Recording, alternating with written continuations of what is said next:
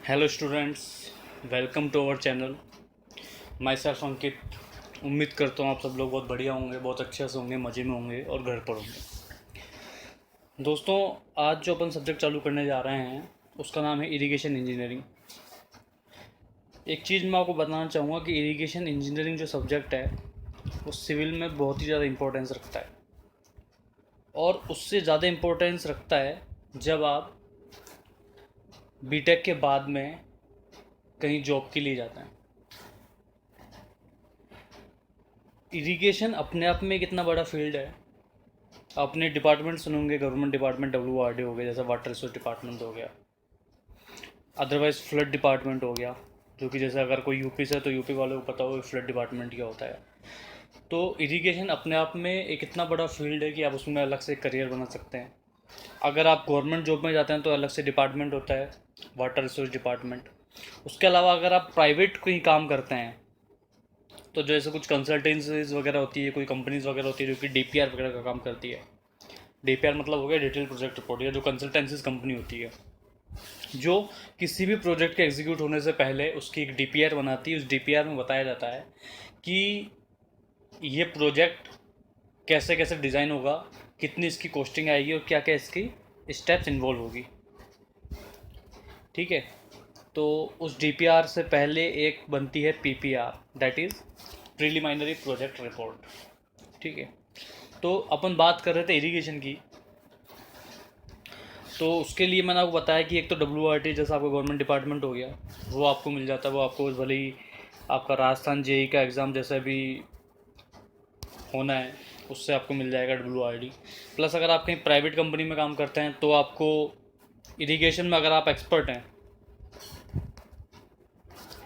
तो आप अपनी एक अलग स्ट्रीम में जा सकते हैं, अलग एक मतलब इरिगेशन एक्सपर्ट के नाम से आप जाने जा सकते हैं। लेकिन उसके लिए आपको इरिगेशन का practical plus theoretical plus software approach, तीनों चीज़ आपको आनी चाहिए। और उससे भी बड़ी बात है कि अगर आपने कोई भी एक कैनाल का प्रोजेक्ट किया हुआ है, कोई भी अगर एक कैनाल का प्रोजेक्ट किया हुआ है तो बहुत ही बढ़िया है। उससे आपको सारे फंडे आपके क्लियर हो जाते हैं कि किस तरीके से कैनाल बनती है, किस तरीके से डिस्चार्ज कैलकुलेट होता है, किस तरीके से आपका डिज़ाइन कैलकुलेशंस होती है, कैनाल की विड्थ क्या होती है, कैनाल की लेंथ क्या होती है, वो सब चीज़ें आपको पता चल जाती है। तो ये जो सीरीज चालू की जा रही है इरिगेशन की, या आगे जो भी BMC होगा या सर्वे होगा, ये कुछ इसी तरीके से कोर्स डिज़ाइन किया हुआ है जिसमें जिसमें आपको किसी भी सब्जेक्ट की, अगर आप से फॉर एग्जांपल अभी अपन इरिगेशन लेकर के चलते हैं तो इरिगेशन क्या होता है उसका ब्रीफ हो जाएगा। इरिगेशन कितने तरीके का होता है, कितने टाइप्स का होता है, प्लस उसके क्या आपका प्रैक्टिक जो उसके थ्योरेटिकल डेफिनेशंस है कि किस टर्म को आप क्या क्या कहते हैं, प्लस उसके प्रैक्टिकल अप्रोच क्या क्या है इरिगेशन की, वो आपको कुछ एग्जांपल्स के थ्रू समझाया जाएगा। उसके अलावा ऐसा कौन सा सॉफ्टवेयर है जो कि इरिगेशन में काम में आता है, तो वो सब चीज़ें आपको बताई जाएगी वन बाय वन। और कोशिश की जाएगी कि अगर आप किसी एग्ज़ाम की तैयारी कर रहे हो, भले ही वो राजस्थान JEE का एग्ज़ाम हो या SSC JEE का एग्ज़ाम हो या कोई स्टेट लेवल एग्ज़ाम हो या कोई AE का एग्ज़ाम हो या कोई PSC वगैरह का एग्ज़ाम हो, उन क्वेश्चंस को भी इसमें कवर किया जाएगा। ये सभी चीज़ों को अपन साथ लेकर के चलेंगे और फिर अपन आगे बढ़ेंगे। So without further delay we do start the session की इरिगेशन में क्या क्या है, राइट। तो दोस्तों, यहाँ पर इसकी सबसे पहले एक बेसिक सी डेफिनेशन दी हुई है कि irrigation is defined as the process of artificial supply of water to soil for raising crops. मतलब कि इरिगेशन क्या है, मैं आपको एक बेसिकली बता देता हूँ। आपने कई स्ट्रक्चर्स के नाम सुने होंगे, एक रिवर हो गया जैसे, ठीक है, एक डैम हो गया, एक आपका रिजर्वायर हो गया, एक आपका सी हो गया, एक आपका कैनाल हो गया। इरिगेशन पर्टिकुलरली क्या है कि किसी भी, कोई मान लीजिए कोई डिस्ट्रिक्ट है, जयपुर मान लीजिए, जयपुर के अंदर अगर कोई खेत है, कोई फार्मिंग है, फार्मिंग लैंड है कोई, तो अगर उसके अंदर आपको क्रॉप्स उगानी है, कोई फसल उगानी है, तो डेफिनेटली उसके लिए आपको पानी की ज़रूरत पड़ेगी। या आप जयपुर की जगह आप मान लीजिए जैसलमेर, ठीक है, जैसलमेर मान लीजिए, बीकानेर मान लीजिए। तो अगर आपको कहीं भी किसी भी जगह पर आपकी फसल उगानी है, किसी भी चीज़ की, भले ही वो पोटैटोज़ हो, कोई शुगर केन हो, कोई पैडी हो, कुछ भी हो, अगर आपको कोई भी फसल उगानी है तो आपको उसके लिए पानी की ज़रूरत पड़ेगी। उस चीज़ के लिए आपको या तो पानी आपको कैनाल से चाहिए होगा, या आपको रिवर से चाहिए होगा, या कुछ ऐसा अरेंजमेंट आपको करना पड़ेगा कि उसमें पानी कंटिन्यूसली आता रहे, या उस टाइम आता रहे जब उस फसल का टाइम चल रहा हो, जब वो फसल के आपने बीज बो दिए और जब आपको पानी चाहिए तो आपके पास पानी का अरेंजमेंट हो जाए बेसिकली। तो इरिगेशन किसको कहा जाता है कि irrigation is defined as the process of artificial supply of water, कि आपको पानी पहुंचाना है, artificial supply of water to the soil, आपको उस मिट्टी में पानी पहुंचाना है जिससे वो जो फसल के बीज आपने डाले हैं वो फसल आसानी से उग जाए। और जितना पानी उस फसल को चाहिए, ध्यान देना दोस्तों, कि जितना पानी उस फसल को चाहिए उतना पानी उस मिट्टी तक पहुंच जाए, उसकी रूट डेप्थ तक पहुंच जाए, तो जो बीज आपने बोया है उसकी फसल उग जाएगी और उसको बाद में आप काट सकोगे, वो भले ही रबी का सीजन हो या खरीफ का सीजन हो।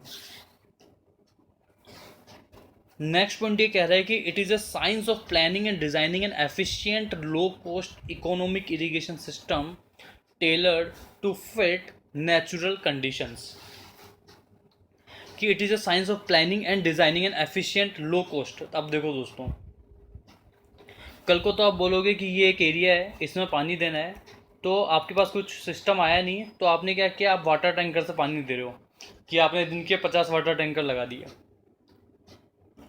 ठीक है, लेकिन क्या ये 50 टैंकर से आपका काम तो हो जाएगा? आपका काम तो हो जाएगा भाई, जितना पानी चाहिए हो सकता है आप उतना पानी उसको टैंकर्स के थ्रू भिजवा दो, but will that be economical?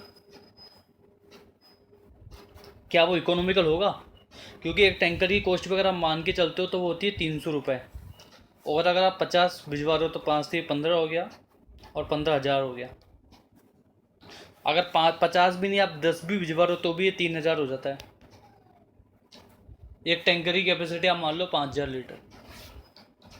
तो जितना पानी उसको चाहिए उसको आप पहुंचाओगे तो सही, but that arrangement should be economical. वो अरेंजमेंट जो है आपका इकोनॉमिकल होना चाहिए, एफिशिएंट होना चाहिए, and irrigation system tailored to fit natural conditions, और उस लैंड की, उस सोइल की जो फर्टिलिटी कैपेसिटी है, जो भी चीज़ें हैं, जो भी उसका टेरेन है, वो सब चीज़ें उस सिस्टम में उस फसल के हिसाब से फिट होना चाहिए, ठीक है।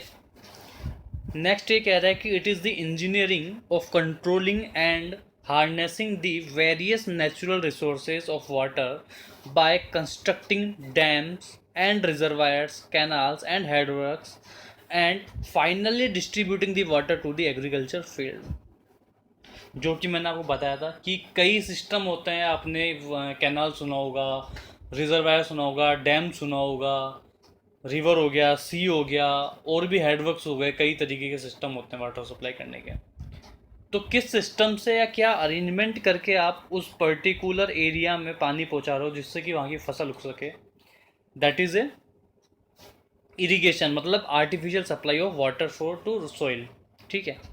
तो इसने भी क्या कहा कि it is engineering of controlling and harnessing the various natural resources of water by constructing. Construct आप क्या कर सकते हो, डैम कंस्ट्रक्ट कर रहे हो, या रिजर्वायर कंस्ट्रक्ट कर रहे हो, या कैनाल बना रहे हो, या हेडवर्क बना रहे हो, ठीक है, या कोई फाइनली, और उसके बाद then finally distributing the water to the agricultural field.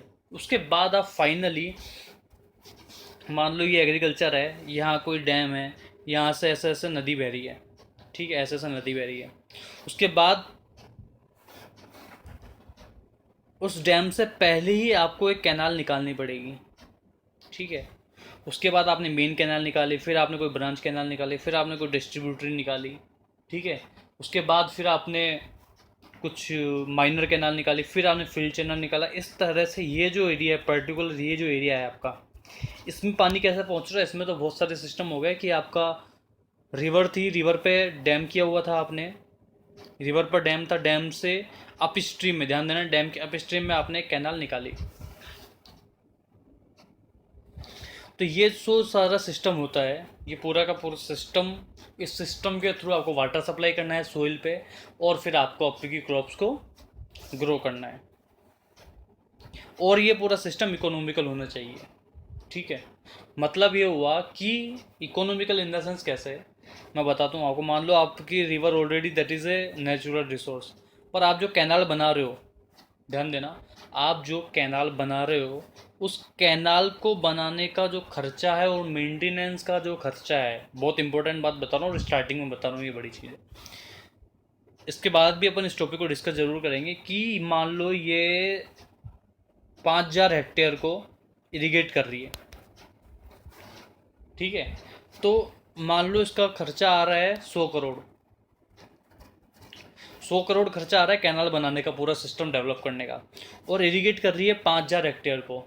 और जब आप 5,000 हेक्टेयर में क्रॉप्स उगाते हो, फसल उगाते हो, और जब आप उसको बेचते हो, एक साल का जो आपका आउटपुट आता है, तो मान लो वो आता है 50 लाख आता है मान लो, तो आपको देखना पड़ेगा कि इतना खर्चा करने के बाद में कितना उसका आउटपुट आ रहा है, और कितने साल में, मतलब 20 साल में, 30 साल में, ये जो अपन ने डेवलप किया है सिस्टम, ये पूरा सिस्टम की जो कॉस्ट है वो रिकवर हो जानी चाहिए, इसको, इस पर्टिकुलर एरिया को इरिगेट करने से। तो ये एक होता है इकोनॉमिकल सिस्टम। ये सब चीज़ आती है आपकी बेनिफिट कॉस्ट रेशियो में, मैं बहुत स्टार्टिंग में बता रहा हूँ, पर ये कॉन्सेप्ट समझना आपको ज़रूरी है कि आखिरकार क्यों कैनाल का जो सिस्टम है, कोई और भी सिस्टम हो, पर्टिकुलर कैनाल की बात नहीं कर रहा मैं, कोई भी सिस्टम अगर आप डेवलप करते हो, तो सबसे पहला देखा जाता है कि उसकी कॉस्ट क्या आ रही है, और उसके बाद उससे बेनिफिट क्या होगा, and that is called the benefit cost ratio, right. तो नेक्स्ट पॉइंट ये कह रहा है कि irrigation engineering includes the study and design of works in connection with river control, drainage of water logged areas and generation of hydro electric power.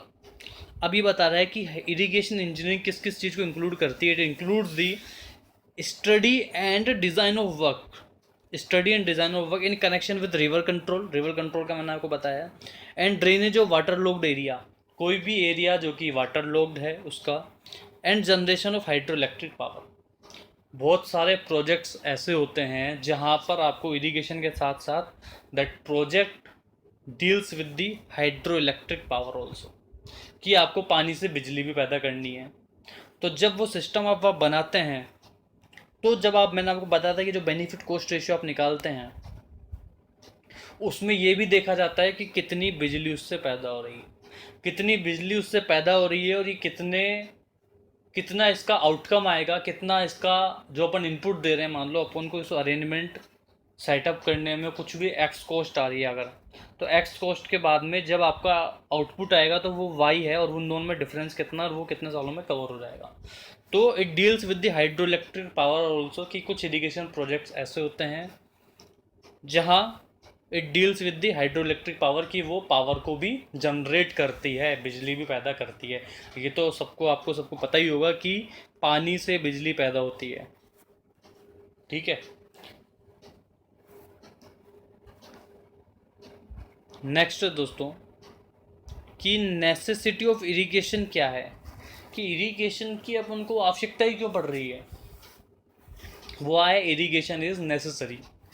तो इसमें कुछ एक पॉइंट्स हैं, दैट इज इनएडिक्वेट रेनफॉल, ठीक है। इनएडिक्वेट रेनफॉल मतलब हो गया कि ऐसी जगह जहां आपका जो रेनफॉल है वो बहुत ही कम है, मतलब आपके वहाँ बारिश ही नहीं होती है, आपके वहाँ बारिश नहीं होती है, ध्यान देना, आपके वहाँ बारिश नहीं होती है, तो आपने जिस एरिया में फसलें उगाई है, तो आपने जिस एरिया में फसलें उगाई है वहाँ पानी कैसे पहुँचेगा, ठीक है। जैसे कि कहा जाता है जैसलमेर, बीकानेर, ठीक है, यहाँ पानी कैसे पहुँचेगा, तो इसलिए यहाँ पर अगर if you are from Rajasthan, you can come to know that there is a system of IGNP, Indira Gandhi Nahar Pariyojana, जो कि अराउंड 3500 किलोमीटर की है, 3500 किलोमीटर। ठीक है। तो आईजीएनपी जो सिस्टम है, IGNP system, why it is developed there, इस सिस्टम के थ्रू ही वहाँ पानी पहुँचाया जा रहा है, जिसकी वजह से बीकानेर और जैसलमेर में भी खेती की जा रही है, क्योंकि सबसे ज़्यादा जो डेजर्ट है वो तो वहीं की तरफ है। जैसलमेर में सबसे ज़्यादा डेजर्ट है, बीकानेर में डेजर्ट है। तो क्योंकि वहाँ पर इनएडिक्वेट रेनफॉल है, वहाँ बारिश जो होने की, या तो बारिश नहीं होती है, और बारिश नहीं होती है ऐसा तो मैं नहीं कहूँगा, पर बारिश की जो प्रोबेबिलिटी है वो कम होती है, बारिश कम होती है, या फिर इनएडिक्वेट रेनफॉल होता है कि जितना पानी वहाँ की फसलों को चाहिए उतना पानी बारिश से नहीं मिल पाता है। That is इनएडिक्वेट rainfall. नेक्स्ट है अनइवन डिस्ट्रीब्यूशन ऑफ रेनफॉल। इसका मतलब वही हो गया कि अनइवन डिस्ट्रीब्यूशन है कि मान लो ये आपका जयपुर हो गया, ये जैसलमेर हो गया, ये बीकानेर हो गया, या इसके बगल में इसके कहीं, मतलब ये पूरा राजस्थान का ऐसा हो गया, उसके पास में आपका यूपी हो गया, उधर की तरफ एक तरफ बिहार हो गया। तो उस केस में क्या होगा कि आपके राजस्थान में तो पानी की कमी है, ये सब लोग बोलते ही बोलते हैं। आप कोई भी बाहर से कोई भी आदमी आएगा तो कहेगा कि आपके राजस्थान में तो पानी की कमी है, पर यूपी में पानी की कमी नहीं है, यूपी में पानी बहुत है। तो जहाँ बोलते हैं कि अनइवन डिस्ट्रीब्यूशन ऑफ रेनफॉल होता है, जब भी बारिश का मौसम आता है तो आप देखोगे कि कहा जाता है कि यूपी एंड बिहार के तो सारे गांव उड़ गए।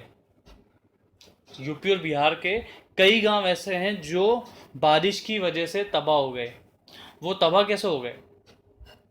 क्योंकि कई नदियां वहाँ पर हैं। अगर बात करें बिहार की, तो बिहार में कोसी नदी जाती है। कौन सी नदी जाती है? कोसी नदी जाती है। कोसी नदी में जब पानी बहुत ज़्यादा होता है, ओवरफ्लो होता है, तो कोसी नदी के जब आसपास के जो गांव हैं वो पूरे तबाह हो जाते हैं, पूरे डैमेज हो जाते हैं, पूरे के पूरे गांव के गांव गायब हो जाते हैं जब वहाँ रेनफॉल जो है वो पीक पर होता है। पर अपने राजस्थान में ऐसा कभी सुना है आपने? अपने राजस्थान में ऐसा नहीं होता है, या बहुत ही कम होता है। That is avoidable. तो सेकंड पॉइंट इसी चीज़ का प्रूफ है कि irrigation is necessary where there is uneven distribution of rainfall.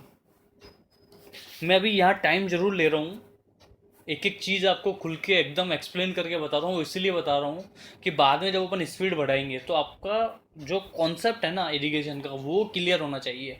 अभी मैं चाहूँ तो आपको सीधा थ्योरेटिकली सब कुछ पढ़ा दूँ कि हाँ ये एग्ज़ाम के पॉइंट ऑफ व्यू से इम्पोर्टेंट है या किसी और पॉइंट ऑफ व्यू से इम्पोर्टेंट है, पर आपको कॉन्सेप्ट समझना पड़ेगा। और उसके साथ साथ आपने देखा होगा मैं प्रैक्टिकल एग्जांपल देने की कोशिश करूँगा आपको कि कहाँ किस तरीके से ज़्यादा बारिश आती है, कहाँ कम बारिश आती है, कहाँ कौन सी नदी है, क्या नहीं है। क्योंकि अगर अपन को पढ़ाई करनी है तो वो अपन को थ्योरेटिकल पॉइंट ऑफ व्यू से नहीं करनी है, अपन को पढ़ना है थ्योरी के साथ साथ प्रैक्टिकल अप्रोच भी, and that is the best way to study. ठीक है। उसके बाद इंक्रीज इन क्रॉप यील्ड, कि जब आपको पास बारिश ज़्यादा आ नहीं रही है या आपके पास बारिश का पानी उतना नहीं आ रहा है जितना कि आपकी क्रॉप्स को रिक्वायर्ड है, तो आपको इरिगेशन चाहिए होगा, इरिगेशन सिस्टम तो आपको चाहिए होगा। तो क्रॉप यील्ड बढ़ाने के लिए कि आपकी क्रॉप्स और ज़्यादा बढ़े और ज़्यादा आपका जो एरिया इरीगेट हो, तो उनसे उस चीज़ के लिए भी इरिगेशन सिस्टम रिक्वायर्ड होता है। उसके बाद है growing perennial crops. Perennial crops कौन सी होती है दोस्तों? जैसे कि शुगर केन। ठीक है। पेरेनियल क्रॉप्स ऐसी होती है जिसको साल भर पानी चाहिए होता है। पेरेनियल क्रॉप्स ऐसी क्रॉप होती है जिसको साल भर पानी चाहिए होता है। एक पेरेनियल कैनाल भी होती है, ध्यान देना। पेरेनियल इरिगेशन भी होता है। जहाँ पेरेनियल वर्ड आ गया आपका, वहाँ आप समझ लेना साल भर का सिस्टम। वहाँ आप समझ लेना साल भर का सिस्टम। पेरेनियल मतलब 12 महीने। तो growing perennial crops, growing 2 to 3 crops in a year. कई जगह ऐसा होता है कि आपने फसल उगा ली जो कि 4 to 5 मंथ्स की थी, उसके बाद आपने बोल दिया कि अब हम दूसरी फसल नहीं उगा पाएंगे। क्यों नहीं उगा पाएंगे? क्योंकि हमारे पास उतना पानी का अरेंजमेंट ही नहीं है, हमारे पास सिस्टम नहीं है उतना पानी का। तो उस केस में क्या क्या किया जाता है, उस केस में इरिगेशन की रिक्वायरमेंट होती है, देयर इरिगेशन इज रिक्वायर्ड। एक है prevention from drought and famine condition, ये तो आपको समझ आ ही गया होगा कि सूखे से बचने के लिए भी इरिगेशन की ज़रूरत होती है। नेक्स्ट है दोस्तों, एडवांटेजेस क्या क्या हैं इसके। भाई इसका एडवांटेज एक तरीके से वही सब एडवांटेज है जो इसकी नेसेसिटी थी, इसी वजह से तो इरिगेशन सिस्टम को डेवलप किया जाता है कहीं भी।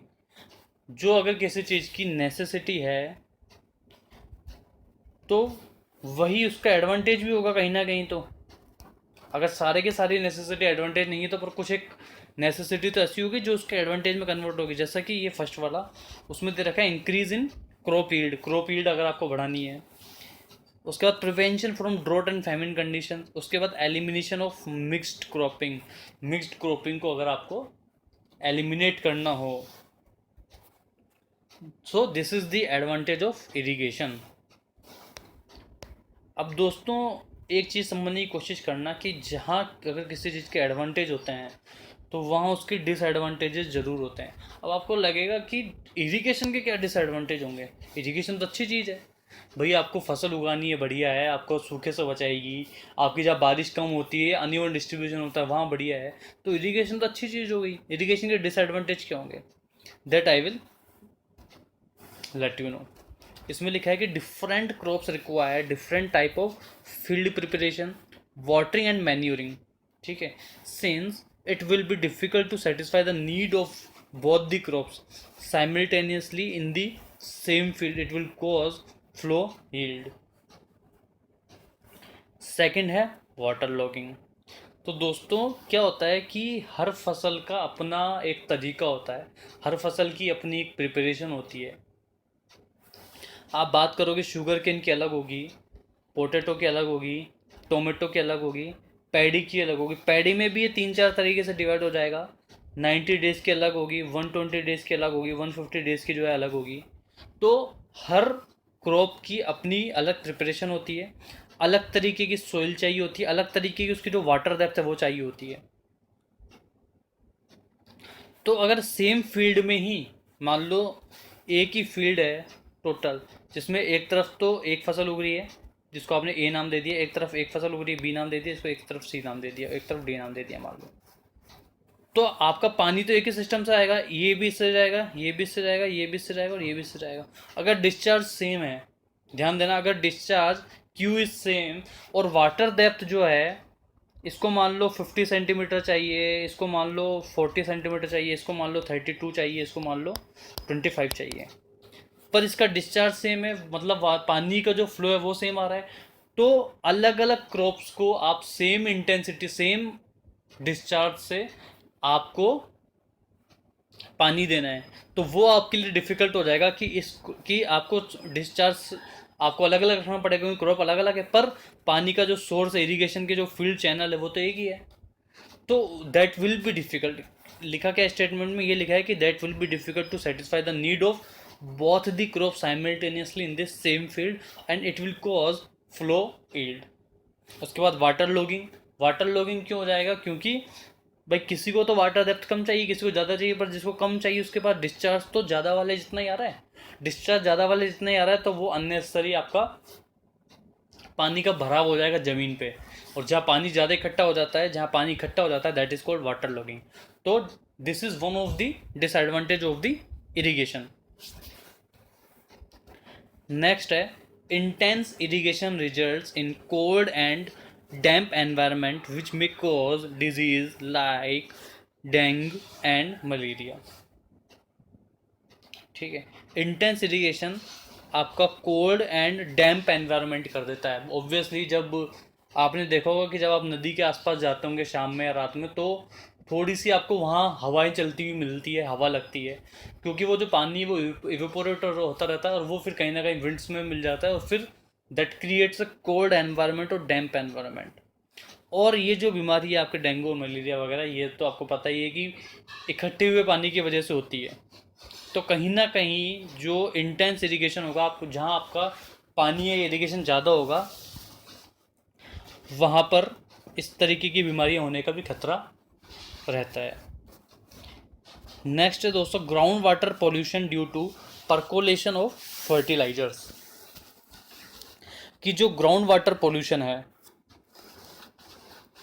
It is also due to percolation of fertilizers. जहाँ पानी आपका इंटेंस ज़्यादा रहता है तो वो ज़्यादा परकोलेट करेगा, जहाँ पानी ज़्यादा है वो ग्राउंड की सोइल को ज़्यादा परकोलेट करेगा और उसकी वजह से ग्राउंड वाटर पॉल्यूशन होता है। क्योंकि ऐसी जगह ध्यान देना, अब मैं फिर से एक प्रैक्टिकल चीज़ बता रहा हूँ, यूपी बिहार में ये चीज़ ज़्यादा हो सकती है। क्यों हो सकती है? क्योंकि वहाँ पर पानी का जो सोर्स है वो ज़्यादा है। अब ध्यान देना, अगर ये रिवर जा रही है आपकी इस तरीके से, ठीक है, ये रिवर जा रही है, इसके आसपास के जो भी घर हैं तो इनका जो वाटर लेवल होगा, वाटर लेवल तो एकदम ऊपर होगा। इसका मतलब इनका जो वाटर टेबल है या वाटर टेबल डेप्थ है वो एकदम कम होगी। हो सकता है कि 2 मीटर पे पानी मिल जाएगा, 3 मीटर पे पानी मिल जाएगा, क्योंकि नदी तो पास में है। तो नदी पास में, और जब आप यहाँ के खेत को इरिगेट करेंगे और जब ज़्यादा इंटेंस पानी जाएगा, ध्यान देना, जब इंटेंस पानी जाएगा तो वो पानी नीचे परकोलेट करेगा तो वो सीधा ग्राउंड वाटर से मिलेगा और वो कहीं ना कहीं उसको हो सकता है पोल्यूट कर दे। ये चांसेस हैं, ठीक है। तो इस तरह से ground water pollution due to percolation of fertilizers.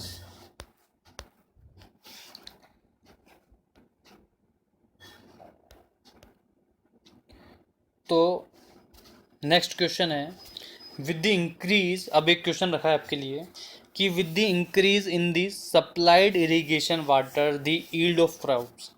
कि with the increase in the supplied irrigation water the yield of crops, मतलब जब आपका इरिगेशन वाटर है, जब उसमें इंक्रीमेंट होता है, जब आपका सप्लाई वाटर इरिगेशन वाटर में जब आपकी इंक्रीमेंट होता है तो यील्ड ऑफ क्रॉप्स में क्या होता है, मतलब आपकी क्रॉप्स तो बहुत सारी हो जाएगी। मतलब यील्ड ऑफ क्रॉप्स आपकी बढ़ेगी या घटेगी, या एक लेवल पे बढ़ के घटेगी। कि it increases continuously. Option number A क्या है कि इट इंक्रीजेज कॉन्टिन्यूसली, मतलब जब आपका इरिगेशन वाटर का जो सप्लाई है वो बढ़ेगा तो यील्ड ऑफ क्रॉप्स से आपकी बढ़ेगी। ऑप्शन नंबर ए ये कह रहा है। बी कह रहा है कि it increases up to a level and then decreases, ठीक है।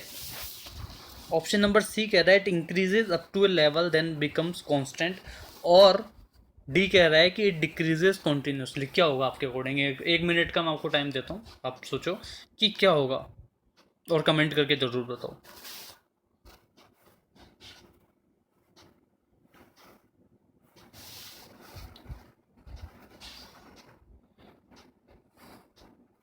थोड़ा सा दिमाग लगाओ दोस्तों।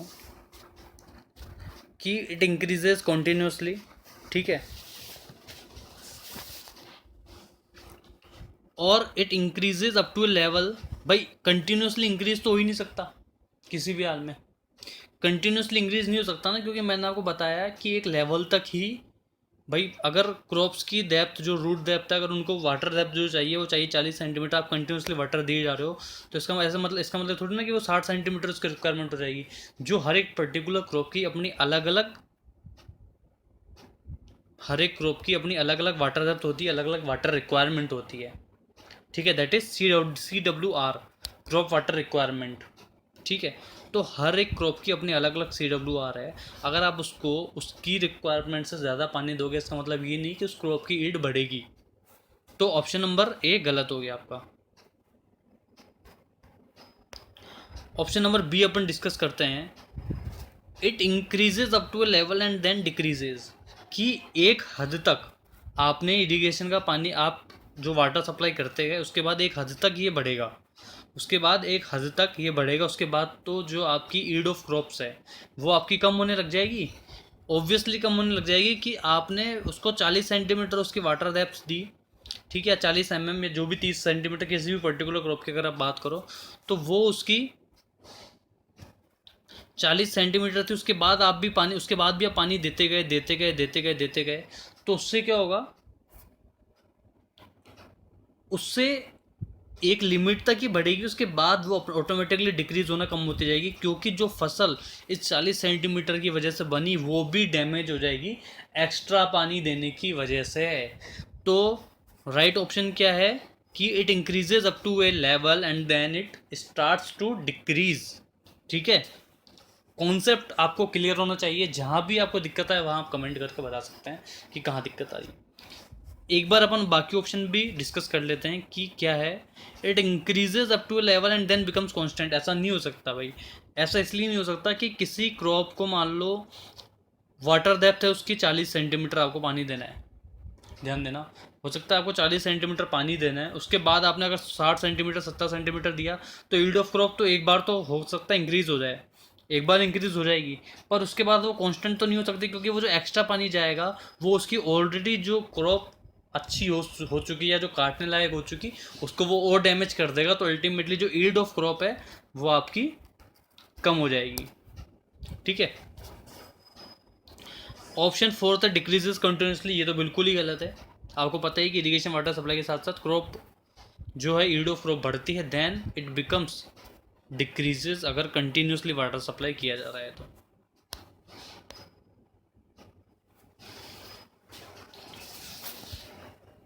नेक्स्ट है the interval of supply of irrigation water depends on, कि interval of supply of irrigation water ये किस चीज़ पर डिपेंड करता है आपके,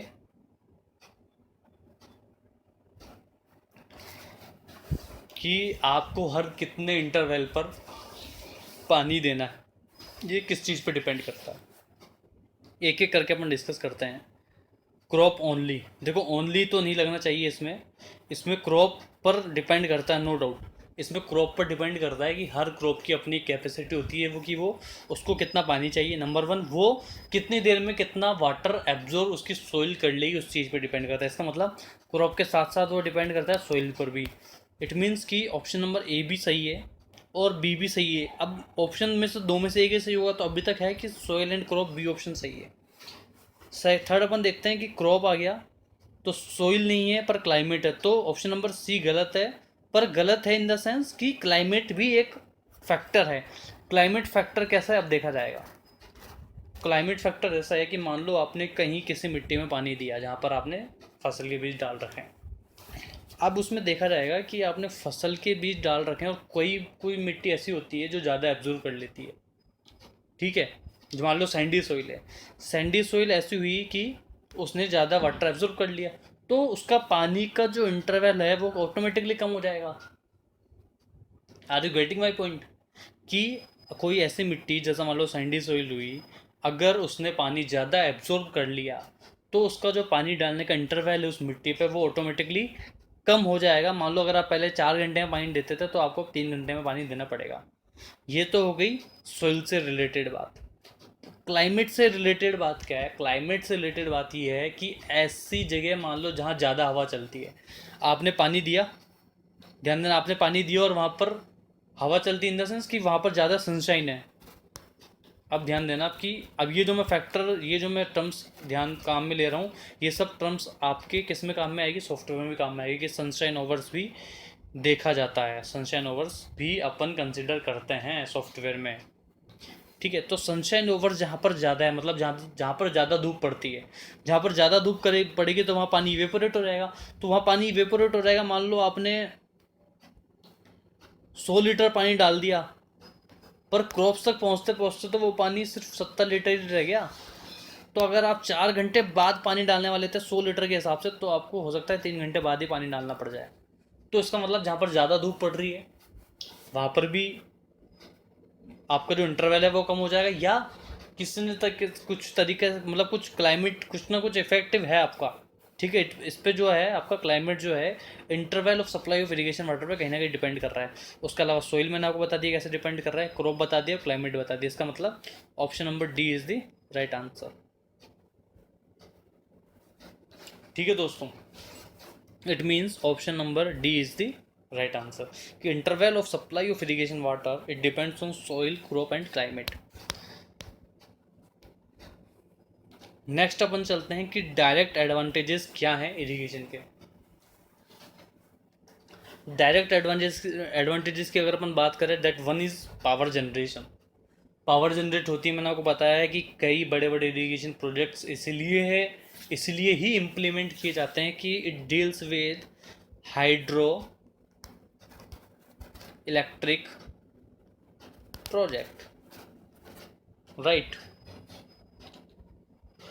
उसके बाद ट्रांसपोर्ट और नेविगेशन में भी, ठीक है, उसके अलावा ग्राउंड वाटर रिचार्ज को भी कहीं ना कहीं इंक्रीज़ करते हैं, ठीक है, क्योंकि इरिगेशन होगा आपका तो वो पानी कहीं ना कहीं परकोलेट होगा। और जब इन्फिल्ट्रेशन बोल लो या परकोलेट बोल लो, तो वो कहीं ना कहीं पानी नीचे जाएगा और वो that water will mix up with the ground water and it will increase the water table and ground water will be recharged. मतलब ग्राउंड वाटर रिचार्ज क्या होता है दोस्तों? Ground water recharge is a term कि आपका जो ground का पानी है उसका लेवल को बढ़ाया जाए। Got it? उसके अलावा domestic and industrial water supply, flood control को भी इरिगेशन फ़ायदा पहुंचाता है। मतलब इरिगेशन की वजह से आप फ्लड कंट्रोल भी कर सकते हो। कैसे कर सकते हो? That I will explain you with the example. कैसे? मैं बहुत छोट प्रैक्टिकल एग्जांपल बताऊंगा आपको। नदी का नाम मैं भले ही नहीं बताऊंगा, लेकिन आपको कॉन्सेप्ट में बता दूंगा कैसे करता है। मान लो ये एक नदी जा रही है इस तरीके से, ठीक है, यहाँ बीच में उसमें डैम है।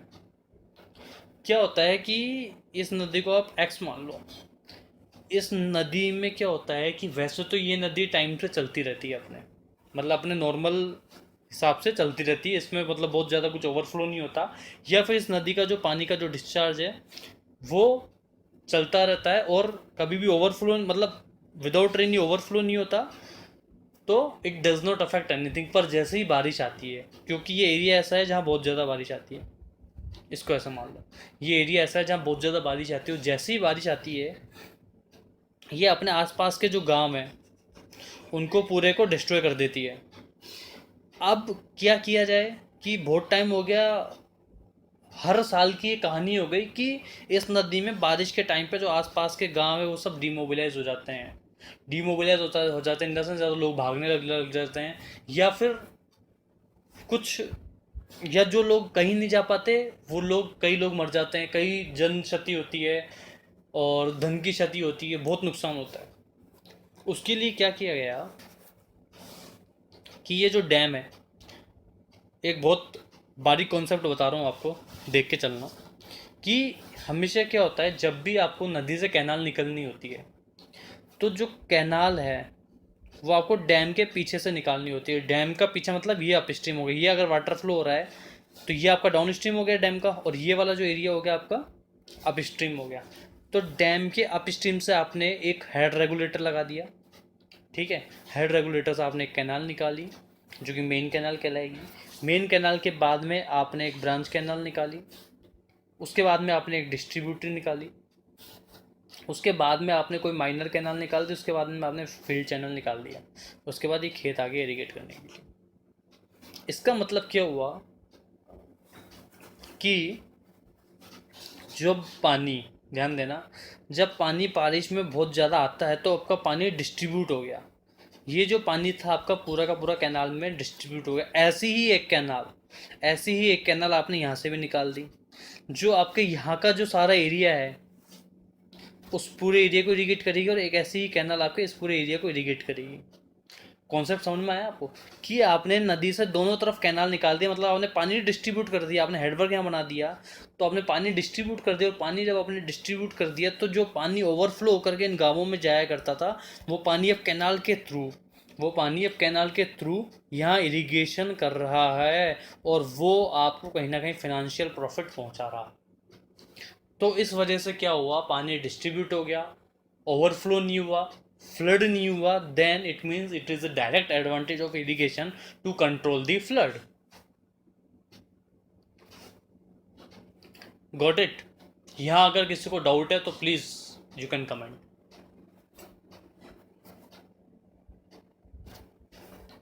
उसके अलावा employment generation definitely there is employment generation because of irrigation.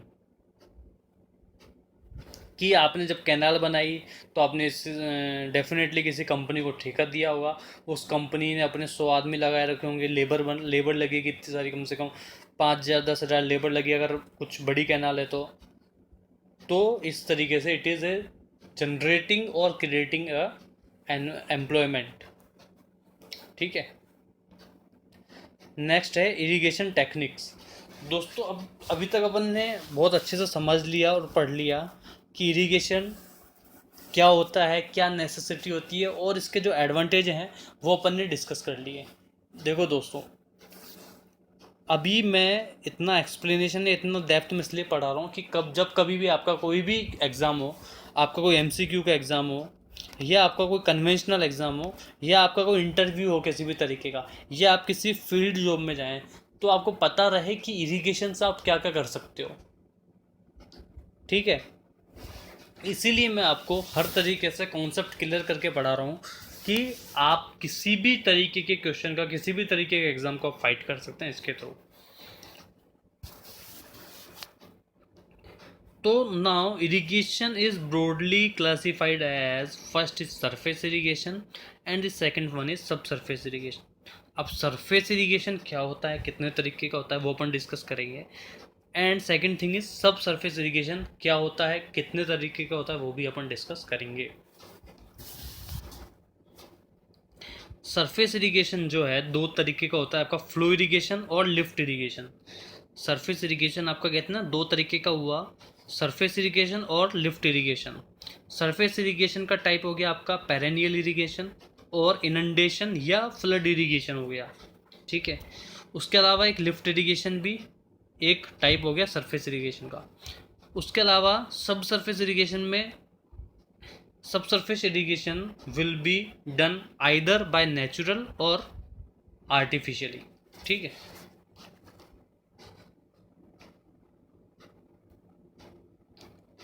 अब एक क्वेश्चन आता है कि flow irrigation is done from. Flow irrigation किस चीज़ का टाइप हो गया दोस्तों, flow irrigation it is a type of surface irrigation. अभी अपन ने देखा कि flow irrigation it is a type of surface irrigation. तो एक तो फ्लो इरिगेशन होता है और दूसरा कौन सा टाइप होता है आपका, लिफ्ट इरिगेशन होता है। ठीक है, तो flow irrigation is done from, that will be done from the canals. Canals के थ्रू कैसे कि अगर आपकी ये कोई कैनाल बन रही है तो आपके यहाँ की इस साइड का जितना भी एरिया, अगर आपका जो स्लोप है वो कुछ इस तरीके का है, तो अगर स्लोप कुछ इस तरीके का है तो अगर स्लोप इस तरीके का है तो आप सीधा इधर से फ्लो इरिगेशन के थ्रू आप इस पूरे एरिया को इरिगेट कर सकते हैं। So flow irrigation is done from the canals. Option number D is the correct answer.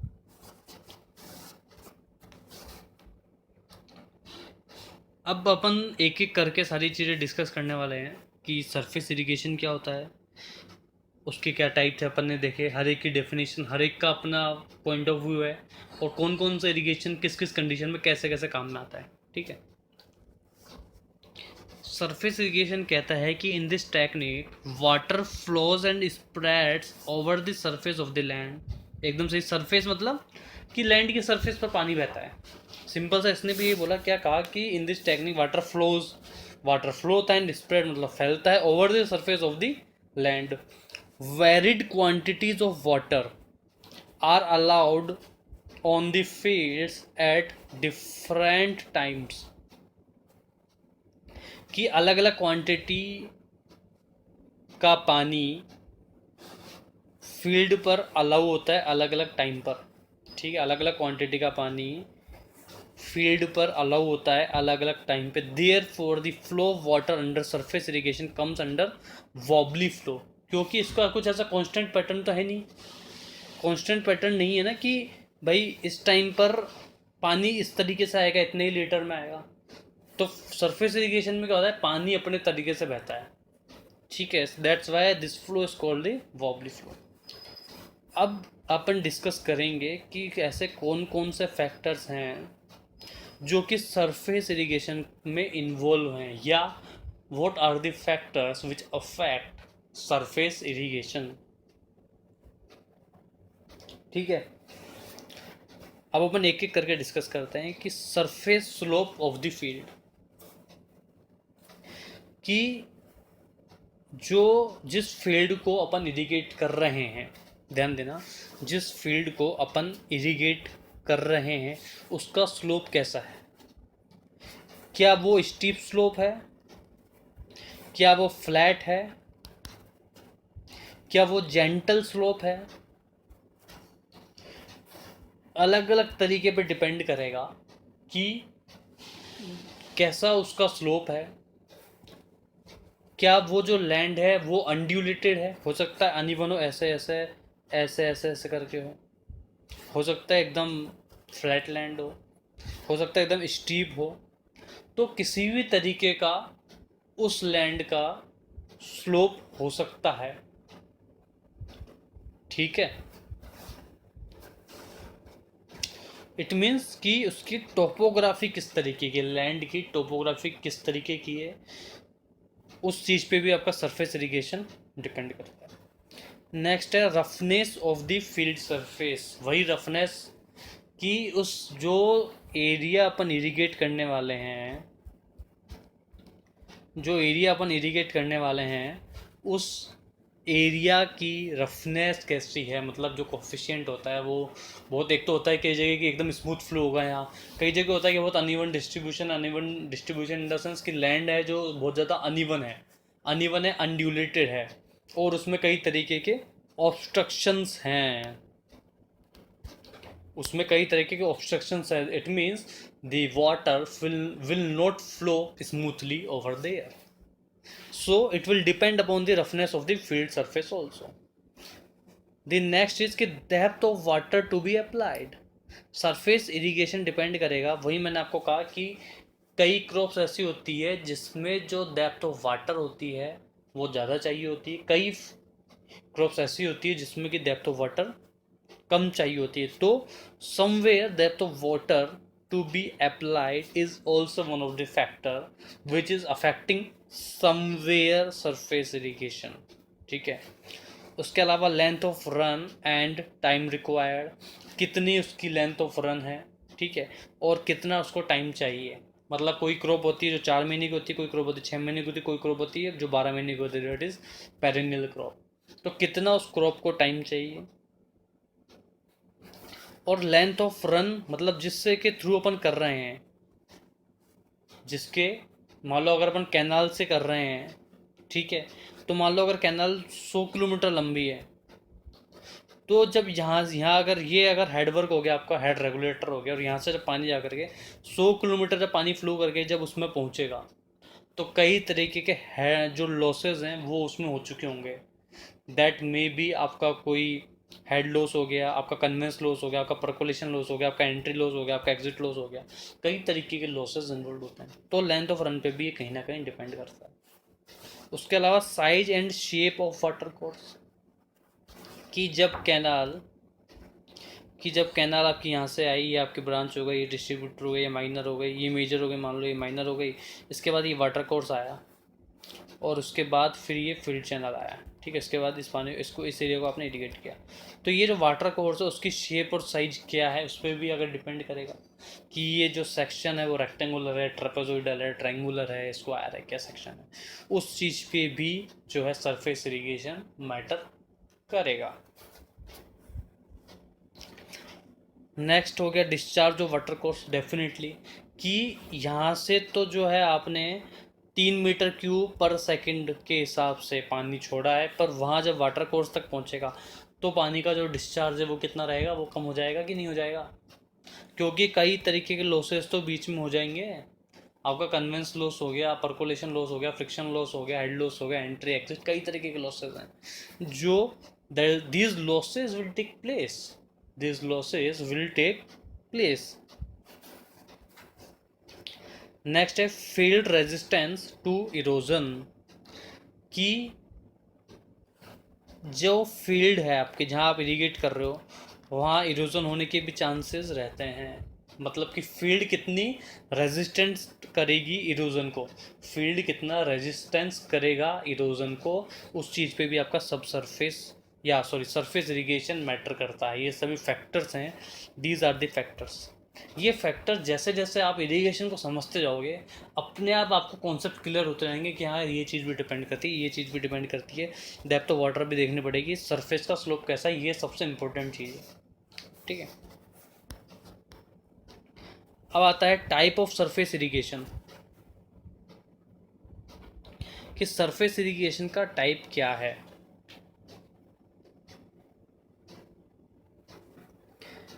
तो दो तरीके के टाइप होते हैं, वो अपन ने देखे थे, फ्लो और लिफ्ट।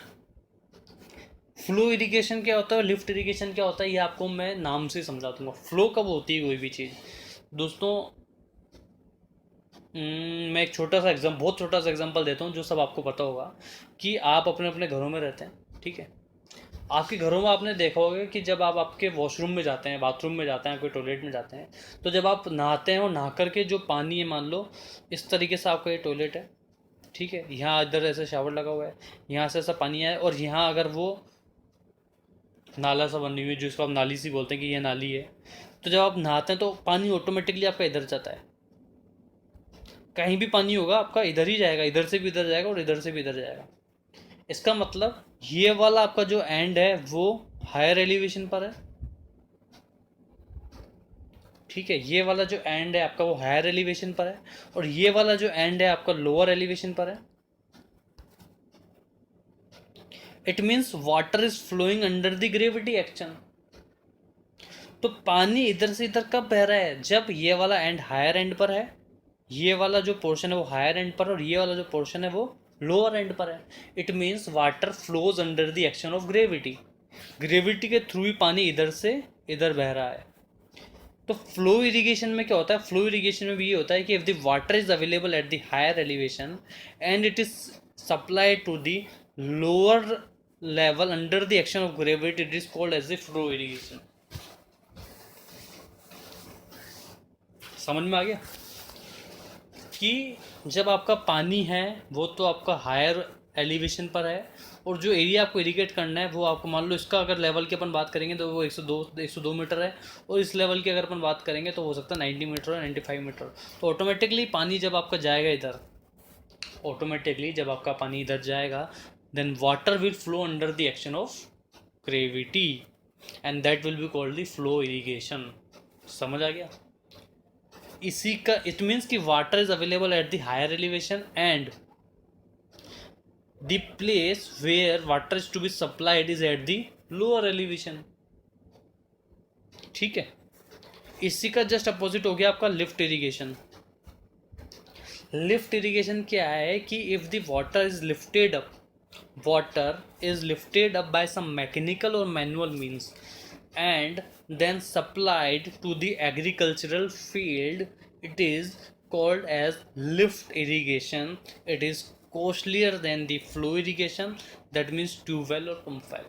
अब मैं बताता हूँ कैसे, कि आपका जो पानी है यहाँ से सप्लाई होगा, मान लो ये कैनाल है, यहाँ से पानी आपका सप्लाई हो रहा है, और ये आपका वो एरिया हो गया जहाँ आपको इरिगेशन करना है।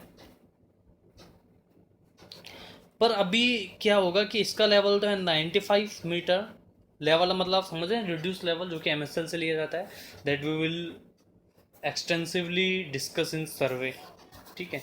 और इसका जो लेवल हो गया वो हो गया 100 मीटर। अब आप पानी सप्लाई कैसे करोगे, क्योंकि ग्रेविटी के थ्रू तो पानी जाएगा नहीं।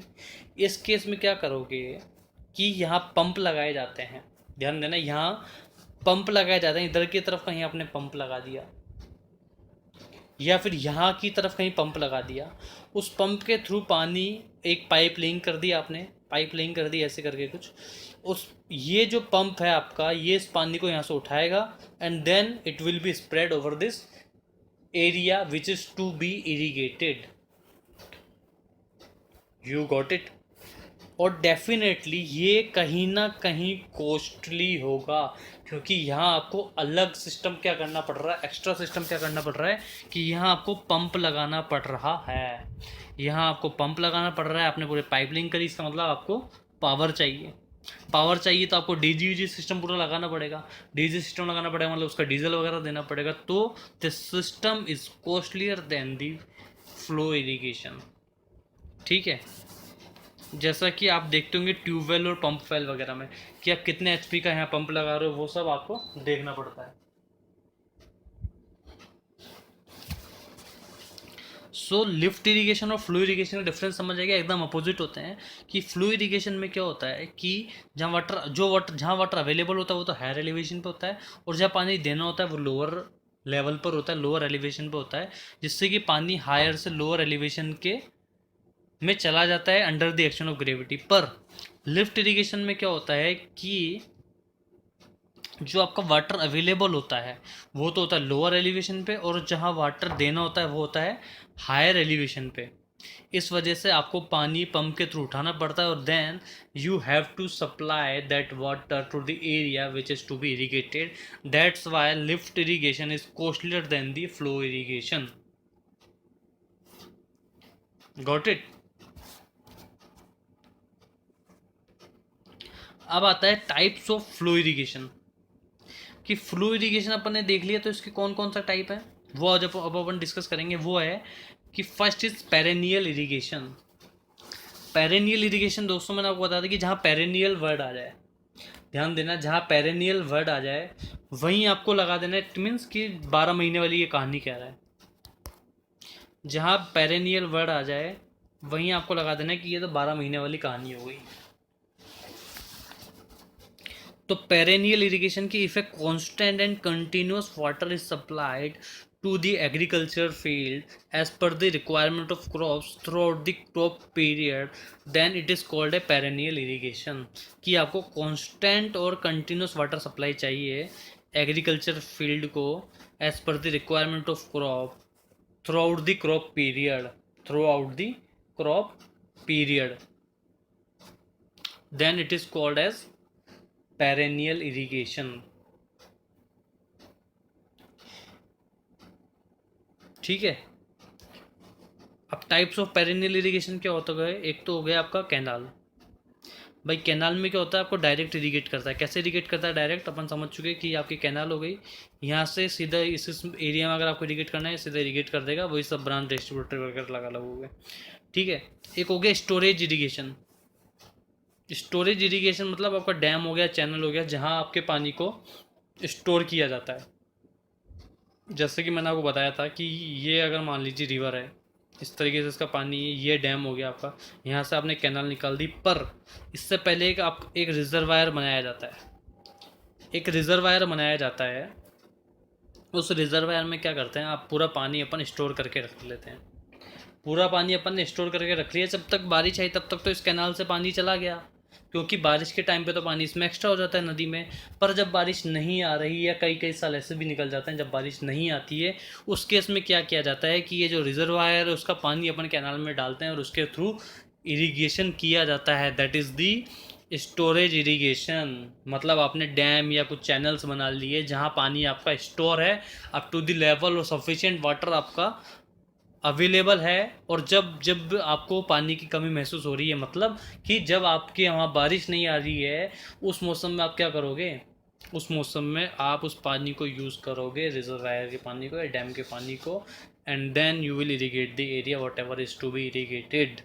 That is storage irrigation, right. Second है, अब आता है types of flow irrigation. First था वो पेरेनियल वाला। अब सेकंड आता है इनंडेशन या फिर फ्लड इरिगेशन। फ्लड इरिगेशन बहुत ही पुराना मेथड है। उसमें क्या क्या रहता है कि in this type of irrigation this soil is kept submerge and fully flooded with water for saturation of land. मतलब पूरी बार आप इस फोटो में देख पा रहे होंगे कि पूरे लैंड को आपने पानी पानी पानी पानी भर दिया पूरे में।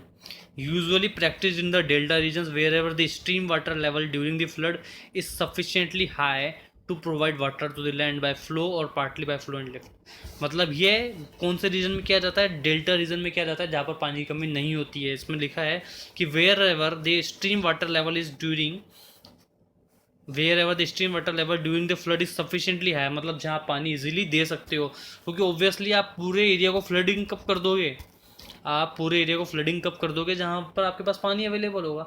तो ये जो प्रैक्टिस है इनंडेशन या फ्लड इरिगेशन, वो वहीं किया जाता है जहाँ पर आपके पास पानी काफ़ी ज़्यादा अवेलेबल होता है और आप पूरे ग्राउंड में आपने पानी ही पानी भर दिया जो भी एरिया आपको इरीगेट करना है। ठीक है। वो आपको कोई से भी सिस्टम से कर सकते हो सकता है आपका लिफ्ट इरिगेशन हो या फ्लो इरिगेशन हो। फ्लो इरिगेशन मतलब आपका ग्रेविटी के थ्रू वहाँ पानी चला जाएगा। फिर आता है दोस्तों subsurface irrigation. Subsurface irrigation में अपन क्या करेंगे कि in this type of irrigation water does not actually wet the surface of soil, rather it flows underground and nourishes the plant roots by capillarity. इसमें क्या होता है कि जो पानी बहता है वो आपकी जो सरफेस है ना उसको वेट नहीं करता है, वो अंडरग्राउंड बहता है और जो सीधा है प्लांट की रूट्स तक पहुंचता है बाय कैपिलरिटी। कैपिलरिटी मतलब आपको पता है कि water goes down under the action of gravity, या कैपिलरी राइज और कैपिलरी फॉल। अब जो सब सरफेस इरिगेशन है वो भी आपके दो तरीके हो गए, या तो वो नेचुरली होगा या वो आर्टिफिशियल होगा। अब नेचुरली क्या होता है और आर्टिफिशियल क्या होता है ये अपन डिस्कस करने वाले हैं। नेचुरली सब सरफेस इरिगेशन की water seeping through channels and water bodies में irrigate crops grown on the lower area of capillarity.